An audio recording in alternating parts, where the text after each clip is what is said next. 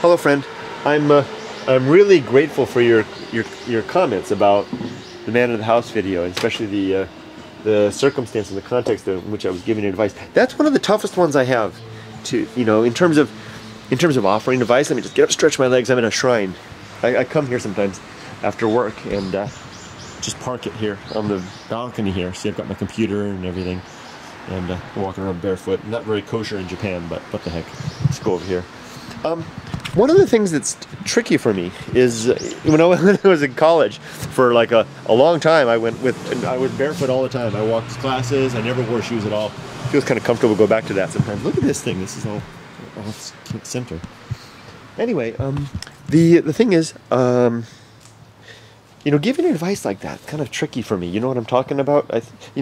The advice of tough it out and just be a man. Because it sounds like the kind of thing that might have been handed out by my grandparents, by my grandfather, at a time when the self-reliance thing, and it kind of sounds dated, but maybe there's something to it in terms of the longevity, that there's something practical in it, but still sometimes I feel like I'm coming across as being insensitive to the needs that people have. I'll get a lot of criticism sometimes for this, probably. Besides my atheism, which gets me the most criticism for sure, the stance I take with young people, especially young men, about independence draws a lot of criticism. Especially people tell me that I'm so Western in my thinking, and perhaps that is the case. That model certainly doesn't fit here in Japan. Young men are expected to basically be at home until they get married. They're raised by their mothers, coddled by their mothers, go off to college, live for the most part, they're in their dorm. They live off cup noodles and study all the time and party and go out into restaurants and things like that. And then they get married and they have a woman to take care of them. Or if they have an in-between period after they graduate, they'll go in the older model. 20 years back, if they got hired by a big company, they would go back to they would live in a single man's dormitory in the company. I lived in one of those for a while. It was really bad. Tiny little place. Ugh. And they would have, company cooks cooking for them and taking care of their bath and laundry and everything like that. So it's like having a mother. And then they get married and mom takes care of them from there. A lot of the men at the school where I work, they live at home. And they're just waiting to get married, at which point they'll have another woman take care of them. So this idea I have that, men, get the hell out. Go stand on your own 2 feet doesn't really fit here. But I see the consequences. And it's not pretty, but it's accepted here. Here in Japan, men are really, I'm gonna paint in broad strokes here. Keep in mind, I know that you, my friend, will keep in mind the generalization that I'm making. But anyone else who hears this, remember that results vary. For the most part, a lot of Japanese men have a very innocent. They're innocent in terms of domestic capabilities and taking care of themselves, and also a bit arrogant in terms of those skills. It's a strange thing. It's an arrogance that's born of a sense of being a master, yet an innocence derived from the fact that they can't take care of themselves. But they never have, the two never meet. They never encounter their inability because they're always being protected and coddled by a woman.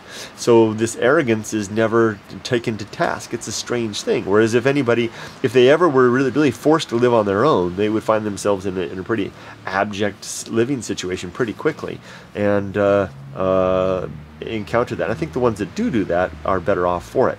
Now that's changing here a little bit in the last 20 odd years. As I said, more men are actually living on their own and becoming more capable of doing that. Young people are doing so. It's a process and changing. So that backs up then what I think, because I really think that unless you're abiding the extended family household type of a deal, which I know works for many, not for me, thank you.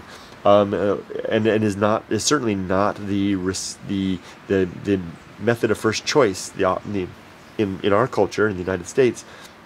Unless you're going for that, then I think men need to get on their own, learn how to take care of themselves, and